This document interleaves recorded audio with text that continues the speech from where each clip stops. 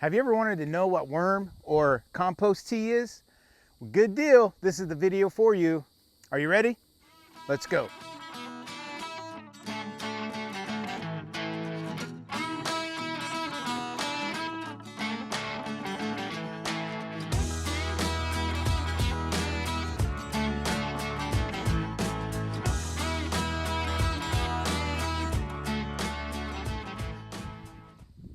Hey folks, welcome back to the Rockin' Sea Homestead. We are very glad that you have stopped in to check out our craziness over here at our 4-acre homestead where we raise dairy goats, laying hens, meat chickens, we have bees, we have a huge garden, we have all kinds of stuff going on, and we're just glad that you guys are here to help us out. And hey, if you want to see more of our craziness, make sure you subscribe and kick that bell so you get notified every time a video comes out. And if you would, hey, share us out with your friends and family so they can enjoy it as well. Well, today's a very exciting day here on the homestead. I don't know about you guys, but I have messed around with vermicomposting, which is trying to grow worms. If you don't know, it's growing worms. They compost your compostable materials, like all your vegetable scraps, all those kind of things. And then you take their castings, their poop, and you put that in your garden. You make compost tea or worm tea, however it's said. And it's really, really good fertilizer. Some say it's the best organic fertilizer ever. So, unfortunately, I have killed probably 5 sets of worms. I'm serious, I'm terrible at it. So, this year, like my dad got several bags of these worm castings. So I just bought worm castings since I can't grow worms. And very neutral when it comes to like what type of fertilizers in here. This is just a 100.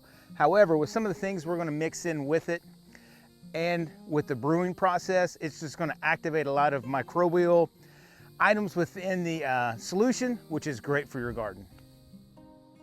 So one of the things I got here to help us brew tea here on the Rockin' Sea Homestead is we got a brew kit from a company called Tea Lab.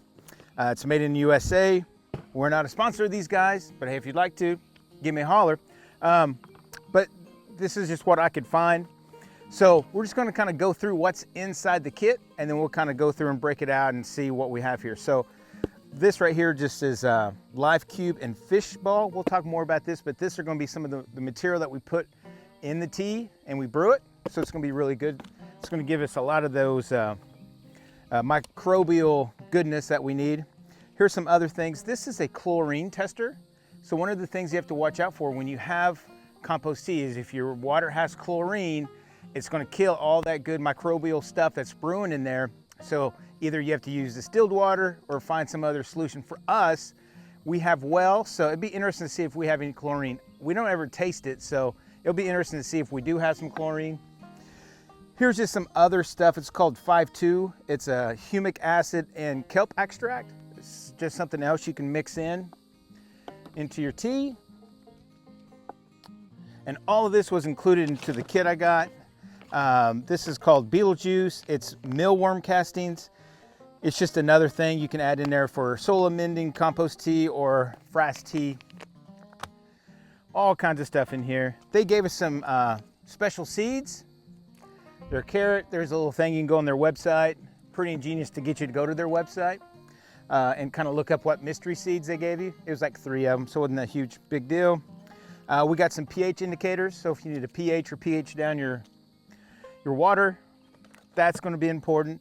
I got another little test tube here of, it's called TH down, so it usually helps your water to come down if it's pH too high. And then here's the main guy, the show. It's the bubbler. We got to connect it all together, but that's actually going to fit within the 5-gallon bucket. And just stay tuned because it's going to be fun. You got a tea bag. That's going to work along with that. That's where you put all the material. And you do have you got a little card here that's been laminated, and it talks about different recipes, gives you, some different bag instructions. Also gives you some helpful conversions, depending if you are metric or imperial or whatever. Kind of helps you out with that. It has both of them in there. And then the other thing that really makes it work is an air pump. This is what's going to pump through the air. And we're gonna need that. You will need electricity for this. And then here we go. This is just extra paperwork that I don't need. And they even gave you the 5-gallon bucket to do it in. How awesome is that? All right, so I got all of this disconnected, had to use my diagonal cutters, cut off a couple zip ties. Super easy to connect this. You just take this top piece that has a little hose that goes on the silicone hose. You just put that in there, make it tight. And you want the ring to kind of be in the middle of this circle, because that's where you're going to tie your bag to, and it's going to hang down. It's going to keep it from blowing up when you're aerating. And then you have a piece of silicone tubing that just goes right in here. And then this will attach to the air pump. All right, so we're gonna start getting this bag filled up here, but I wanted to open up this box. So it has the life cubes and the fish cubes. So it has two. These are the little fish cubes, just some powder. And then the life cubes are huge. Has a lot of material. So that's what we're gonna use. I'm gonna open this up here. Get one of these out, there we go. So here's our bag. And all we're gonna do is dump this material into the bag. And we're gonna put a little bit of worm castings in there as well.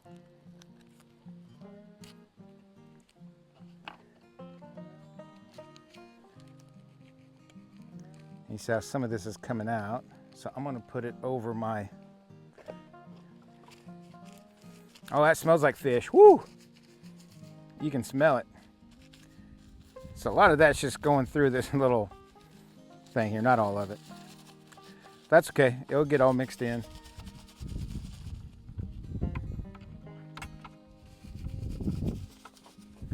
Whew, that was strong. Here's the other one. And it kind of looks like dirt.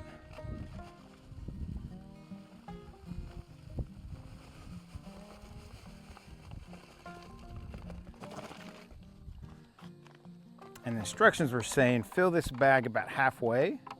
So I may take a scoop or two of this worm castings that we have here.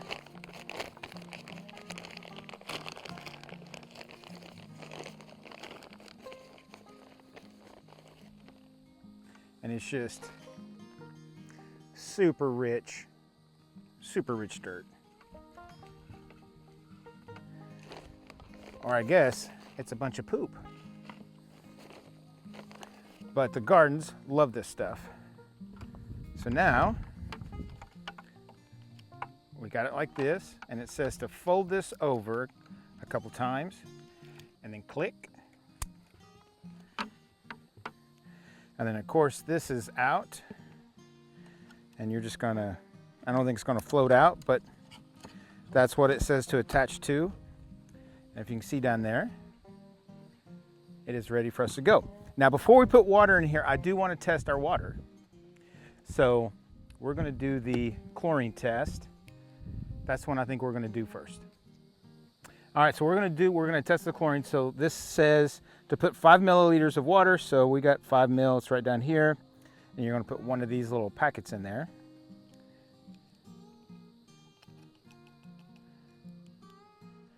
And then it says empty 1 package containing the water. If water color changes to pink, chlorine is present. So I'm just going to even mix it around, and you guys can see, no pink, no pink. Awesome. So that means we're good to go. We could test the pH, but I think our pH is pretty good. I'm not going to mess with that right now. And we're just going to start putting some water in here and getting this stuff brewing. So we got everything set up. We got the tea bag in here. We got the bubbler. We got the air pump ready to go. All we have to do is plug that baby in. We got a 5-gallon bucket of water we're gonna pour in here. Look at that, you can already see it. I don't wanna go all the way to the top because this thing will start bubbling. And you can see it already try to come out. So I'm just gonna put a brick in it just to keep it from floating up. All right, so now I'm just gonna turn on the pump. As soon as you plug this pump in, this thing will start going. So now, we're gonna let this brew for 24 to 48 hours. We're just gonna do it for 24 this time. And then after that, after tomorrow, when we come back, we'll tell you what the next steps are. All right, so it's been 24 hours. We kind of covered this up yesterday. So it's super bright on this part of the house, super bright. But as you can see, we had a little bit of spillage. And let me tell you, this is a loud mixture when it comes to smell. And you would not want to do this at home or in your home because it's pretty toxic smelling. It's pretty strong. But the first thing I'm going to do is turn this off, which I have to come over here and unplug it. And that shuts off the air pump. Now, I don't know if I explained this very well yesterday or not, but I was thinking about it today.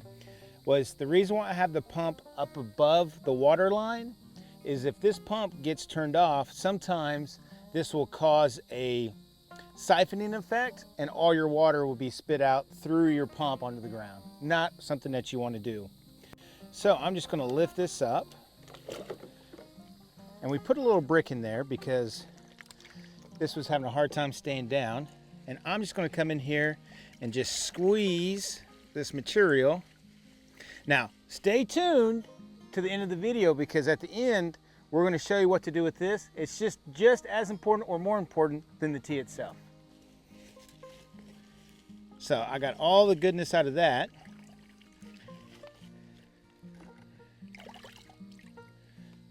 There we go. So now what I need to do is I need to dilute this to whatever kind of dilution point you want. They recommend, like a 1 to 20 or 1 to 10, or depending on the situation, you can even go to 1 to 1. So what does that mean? So for every gallon of water, I need 20 gallons of water or 10 gallons of water or another gallon of water. So what we're gonna do is a 1 to 10 dilution. So we're gonna use 1 gallon of solution to 10 gallons of fresh water. So, and I have a little half gallon here that we use for our milks. And I'm just gonna fill it up. And this stuff is really dark. It looks like liquid soil. It's pretty awesome. You'll see it here once I pull it out of the container. I'll pull the container out. It is super dark. So this is just an empty bucket. I'm just going to pour that in there. And then I'll fill this up all the way. And this is going to give me that same ratio of 1 to 10. So I'm using a half gallon into 5 gallons of water.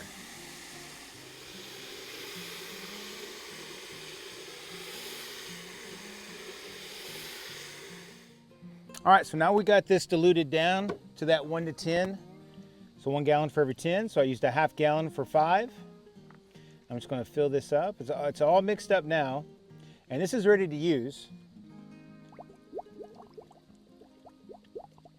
So I'm just going to water just a couple of our plants just to show you what I would do with it. Because it's still pretty warm in the day and I don't want to get any of the leaves wet, so it may damage them. But with the tea itself, we'll just come in here and I'm just going to go around the plant. Don't want to get too close. And I kind of did a little bit of a top dressing yesterday. As you can see, there's a little bit darker material around. That's just pure worm casting. And that's what I'll do. I'll just kind of come around and just make sure that all of these things are nice and wet. I just don't want to get the plants wet with it right now. And I just did. There you go. All right, so now we got everything brewed. We've even watered some of our plants. We're gonna wait till the night to water the rest.